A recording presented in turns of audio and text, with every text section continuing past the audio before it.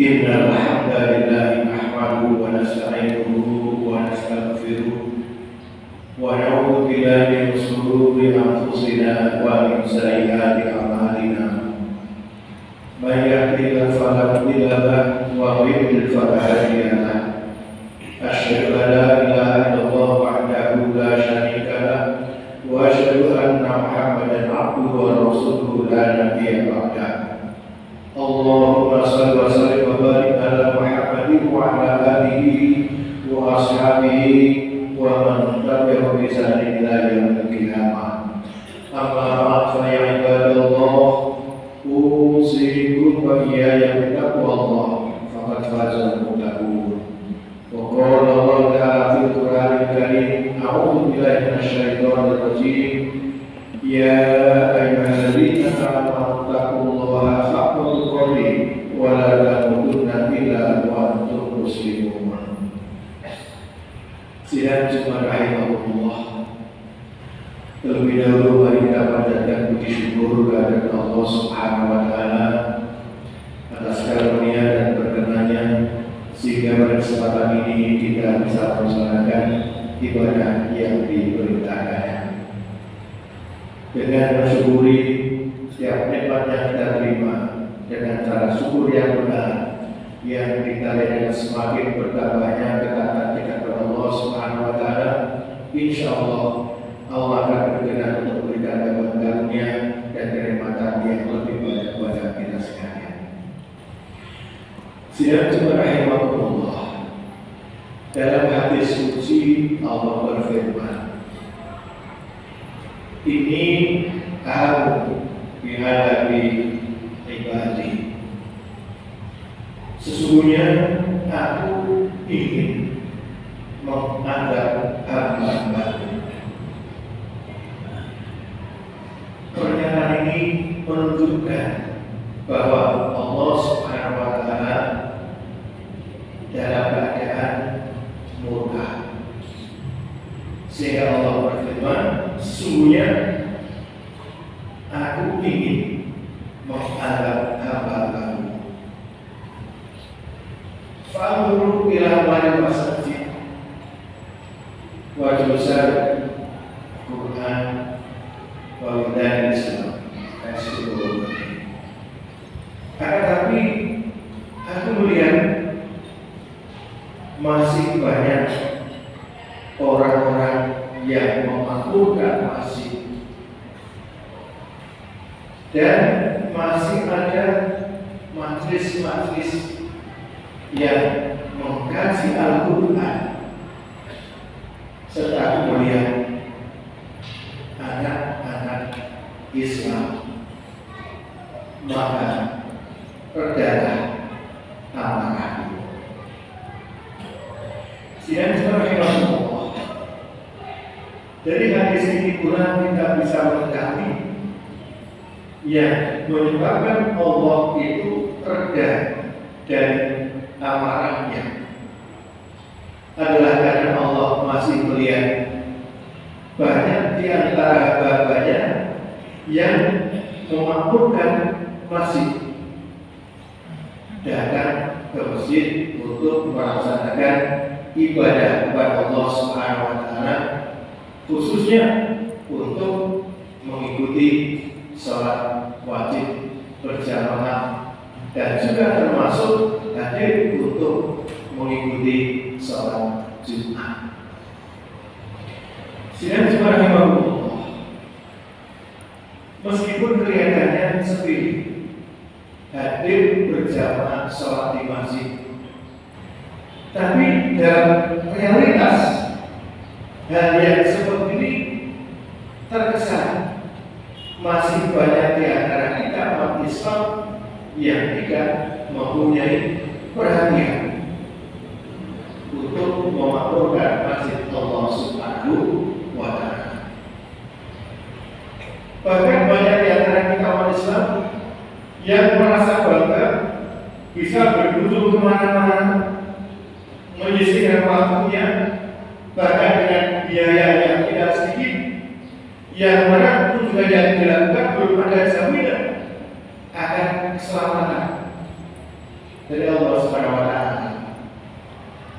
Tetapi ketika berkunjung ke masjid yang sudah jelas kita dapatkan petunjuknya, berbagai macam keutamaan telah dijanjikan Allah Subhanahu wa taala, ternyata masih banyak orang yang tidak punya semangat untuk memakmurkan masjid.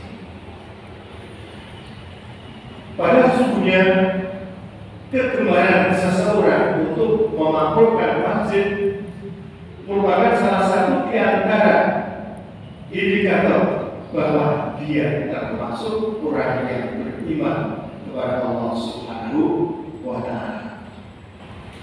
Sebagaimana dalam surat At-Taubah ayat 18 dinyatakan, sesungguhnya hanyalah orang-orang yang beriman kepada Allah dan hari akhir yang mau memakmurkan masjid-masjid Allah Subhanahu wa taala. Mereka mendirikan sholat dan mereka dikatakan juga tidak takut pada siapapun kecuali hanya takut kepada Allah Subhanahu wa taala.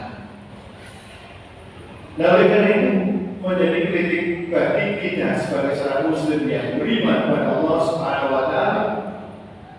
Mari kita muhasabah, apakah kita termasuk orang yang betul-betul beriman kepada Allah Subhanahu wa taala atau hanya sebagai muslim pada umumnya yang tidak memperhatikan sisi keimanannya, sehingga lebih bangga, lebih senang mengunjungi tempat-tempat yang belum jelas jaminan keselamatannya daripada untuk datang ke masjid memakmurkan rumah Allah Subhanahu wa taala. Kemudian yang kedua, yang menjadikan redanya murka Allah Subhanahu wa taala ketika Allah melihat jurusan Al-Quran ada majelis-majelis perkumpulan yang mempelajari Al-Quran, baik belajar untuk bisa membaca, baik belajar tafsir untuk meningkatkan kualitas bacaannya, maupun belajar tarjamah tafsir untuk lebih mengetahui dan mendalami isinya. Sehingga dengan demikian tentunya ada harapan agar dalam kehidupannya ini lebih terarah. Sebab apa? Sebab Al-Quran merupakan petunjuk Allah Subhanahu wa taala yang bisa mengantarkan seseorang yang mau mengikutinya untuk mendapatkan ridha Allah Subhanahu wa taala. Dengan Al-Quran itu Allah berkenan untuk mengeluarkan orang-orang dari kehidupan yang gelap menuju pada kehidupan yang terang benderang. Dan dengan Al-Quran itu pula Allah berkenan untuk menunjukkan ke jalan yang lurus, sebagaimana firman Allah dalam surat Al-A'raf ayat 16. Nah, oleh karena itu kita pun tentunya perhatikan sebagai kritik untuk diri saya sendiri dan barang juga jamaah semuanya. Kalau kita bandingkan dalam aktivitas membaca tulisan setiap hari, lebih banyak umat Islam yang tertarik pada baca media sosial yang belum jelas dan mengantarkan untuk mendapatkan keselamatan bagian daripada untuk membaca Al-Quran. Kalau membaca media sosial bisa kan berjam-jam, tapi untuk baca Al-Quran satu hari satu pun terasa berat. Bahkan banyak di antara kita yang sama sekali meskipun sebagai muslim tidak membuka, tidak baca Al-Quran dalam kehidupannya. Ini satu yang sangat memprihatinkan. Oleh karena itu kita akan bahwa di antara penyebab Allah itu menjadi reda murkanya ketika melihat adanya majelis-majelis Al-Quran, maka dalam kita berusaha untuk masuk ke dalamnya, beraktivitas, berinteraksi dengan Al-Quran, dengan harapan insya Allah kita akan mendapatkan jalan terang menuju keselamatan dan kebahagiaan. bagian yang hakiki. Bahkan Al-Quran ini dikatakan Nabi besok akan datang di hari kiamat menjadi syafaat bagi orang-orang yang mencintainya, orang-orang yang ketika hidup di dunia karena cintanya pada Quran sehingga banyak berinteraksi untuk membaca, untuk mempelajari dan seterusnya. Akan datang besok dari kiamat syafiat ashabi untuk berikan syafaat bagi para pecintanya. Kemudian yang ketiga, yang menjadikan Allah itu perdamaiannya ketika Allah melihat banyak anak-anak muslim yang tentunya punya aktivitas pembegalan untuk apa? Memperkuat imannya, untuk mengkafahkan Islamnya, sehingga kemudian kita khususnya sebagai orang tua punya tanggung jawab untuk mengarahkan anak-anak kita itu agar nantinya menjadi orang-orang Islam yang kafah, akan menjadi orang-orang beriman yang istiqomah, sehingga dalam kondisi apapun akan selalu menjaga ketaatannya kepada Allah Subhanahu wa Ta'ala. Bahkan dalam sebuah hadis Rasul pernah mengatakan, ketika anak Adam itu mati telah meninggal dunia ini, maka terputuslah semua amal-amalnya. Tidak ada lagi amal yang bisa dilakukan untuk menambah kebaikannya ketika orang sudah meninggal dunia. Ilah misalnya kecuali 3 hal. Yang pertama, sedekah jariyah. Yang kedua, ilmu yang bermanfaat yang disebarkan kepada orang-orang lain sehingga orang lain mau mengamalkannya. Dan yang ketiga adalah anak soleh, yang salah satu cirinya anak soleh itu adalah suka untuk mendoakan kedua orang tuanya.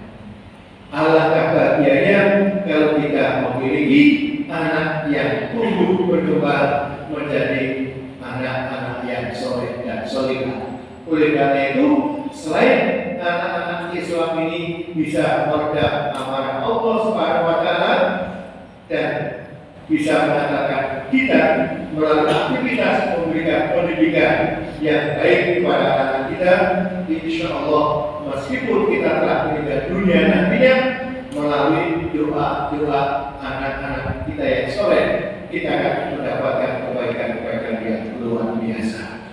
Aku qouli hadza fastaghfiruhu innahu huwal ghafurur rahim.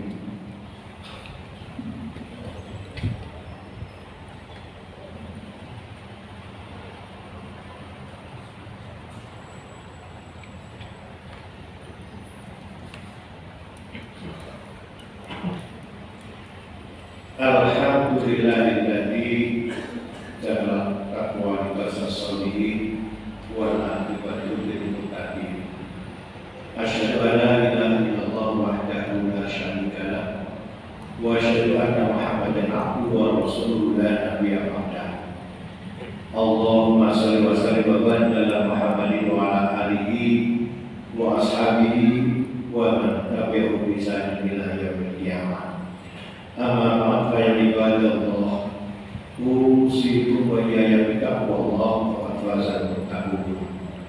Qala Allah Ta'ala fil Qur'anil Karim, a'udzu billahi minasyaitonir rajim, wal 'asri innal insana lafi khusr illa alladziina aamanu wa 'amilus shalihati wa tawassaw bil haqqi wa tawassaw bis sabr. Mari kita senantiasa mohon kepada Allah Subhanahu wa Ta'ala dengan diikuti usaha yang optimal agar kita menjadi orang-orang yang gemar memakmurkan masjid Allah Subhanahu wa Ta'ala, agar kita termasuk orang-orang yang mencintai Al-Quran dalam kehidupan ini, agar kita memiliki generasi penerus yang tahu karena keselamatan dan keimanan yang kokoh. insya Allah demikian kita akan termasuk orang-orang yang sangat beruntung. Mari bersama kita berdoa dengan berharap semoga berkenan untuk mencapai dorongan kita. Bismillahirrahmanirrahim. Alhamdulillahirabbil alamin. Allahumma shalli ala Muhammadin wa ala alihi wa sahbihi ajma'in.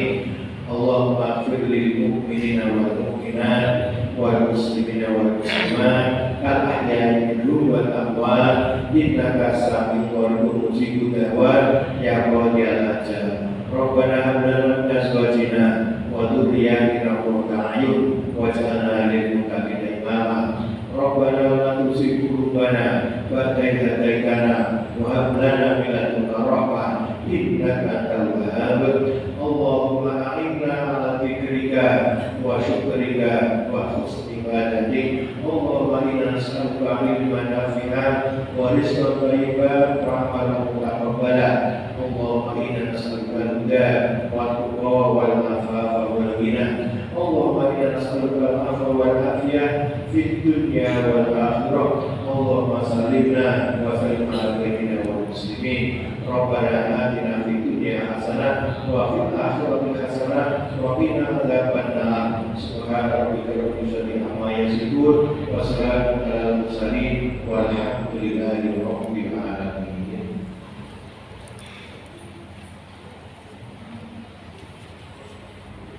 Allahumma